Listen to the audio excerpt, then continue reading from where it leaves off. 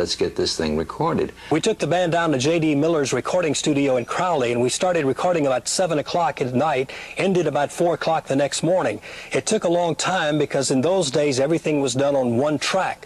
The piano player would make a mistake and hit a wrong chord, the sax player would hit a bad note, and more often than not, I hit off notes, either high, too low, flat, sharp, whatever.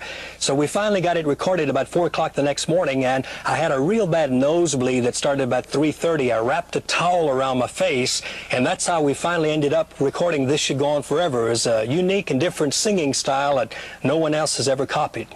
I was right. It was a hit, and it was accepted as a hit locally right away. The jukeboxes were doing real good with it. In fact, I had a time getting inventory in. We had we were pressing at the time with RCA Records up in Linden, New Jersey, I think it was. I had to get them on the train and pick them up at the train station here, run them down to the bus station to ship them down to New Orleans so my distributor there could get them out to the stores. It began selling in Lake Charles, and it became a hit in Beaumont, then in Houston and in Dallas with little promotion or little hype. The song started selling, and some of the big labels were calling MGM, Capitol, Columbia calling Floyd, calling me, wanting to lease it. After much negotiating and soul-searching, Floyd finally made a decision to lease it to Leonard Chess with Chess, Checker, and Argo Records in Chicago. Now, this was a label that Chuck Berry and Bo Diddley and many of the other black singers were recording for and were big hits nationally. They put the record out on Argo Records, and it became a national hit and went up in the top 10 on some of the national charts. Signing with Chess Records led to appearances on The Alan Freed Show and Dick Clark's American Bandstand. When the record was released nationally, I went on a 2-week promotion tour to all of the major cities, Boston, Chicago, Philadelphia, appearing on each of the local bandstand programs in that particular town. At the end of the 2-week tour was an appearance on American Bandstand. Well, Dick Clark had started playing This Should Go On Forever on his afternoon programs. He received a letter from a gentleman in some state objecting to the lyrics. One line said, "If it's sin to really love you, I'll forever live in sin." And this man thought it was really bad to let teenagers listen to a song with such bad meanings. So Dick Clark, being a really nice guy, wanting to do the right thing, asked us to re-record the song. We flew a music track up to Chicago. I flew in there late one night, and we re-recorded This Should Go On Forever, changing that line to say, "If it's wrong to really love you, then wrong I'll always be." We had one record pressed, and this is the one that I pantomimed to on American Bandstand 2 weeks later. I gave you a little tip, like I said, This Should Go On Forever. That's the name of a song. Let's read Rod Bernard.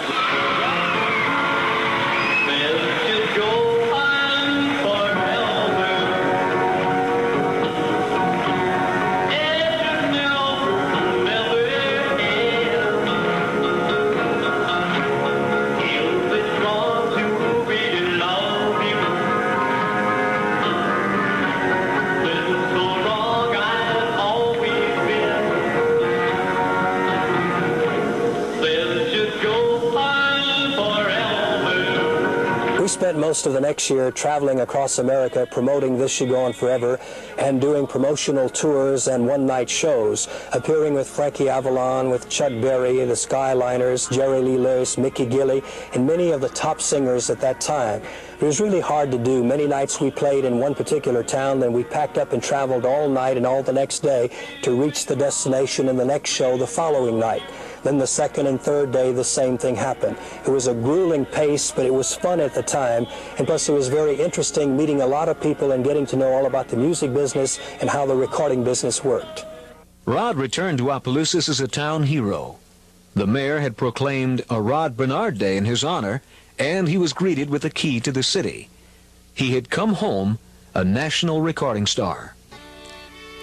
In 1959, J.P. Richardson, better known as the Big Bopper of Chantilly Lace fame, died in a tragic plane wreck with recording superstars Ritchie Valens and Buddy Holly.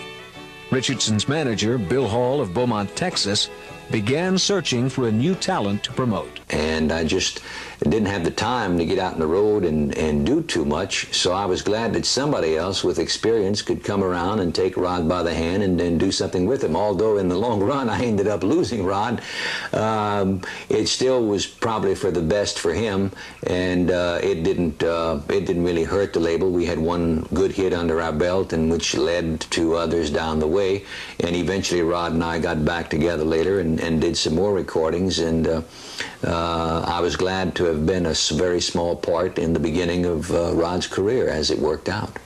After Rod's contract with the Mercury label expired, he recorded for Hall's own label, releasing several popular swamp pop hits, including I Might As Well, Loneliness, Forgive, and Fado-Do. At that time, Rod recorded his second major hit, his own version of the popular Cajun tune, Allons danser, Colinda. In 1962, my manager was Bill Hall, who also managed the Big Bopper, and Johnny Preston, who had Running Bear and some other singers in the Louisiana and East Texas area. His recording engineer was Jack Clements, who had written and produced a lot of the Johnny Cash songs for the old Sun label in Memphis. Jack had an idea of combining some Cajun and rock and roll and country all into one. That's when we came up with Colinda. It was a song that we recorded in Beaumont, Texas in 1962 with 4 musicians. 2 of them were Johnny and Edgar Winter. Paid them $10 each to record Colinda, and it was a national hit. After Colinda, I joined the Marine Corps, serving in the Marine Corps Reserve for 6 months. After returning to Lafayette and to KVOL as a DJ and music director, one of my fellow DJs, Skip Stewart, and a musician friend of ours, Warren Storm, and I formed a band called the Shondells, playing in nightclubs throughout South Louisiana for the next several years. We combined country and Cajun and rock and roll into a style that was known as swamp pop. Though somewhat successful, we had a lot of competition from the British invasion because that was a time when the Beatles hit the United States coast. In order to capitalize on the then ongoing Beatle craze, Rod and the Shondells incorporated a Beatles act into their own regular show. But despite Rod's love for his work, his hectic schedule soon began to overtake him.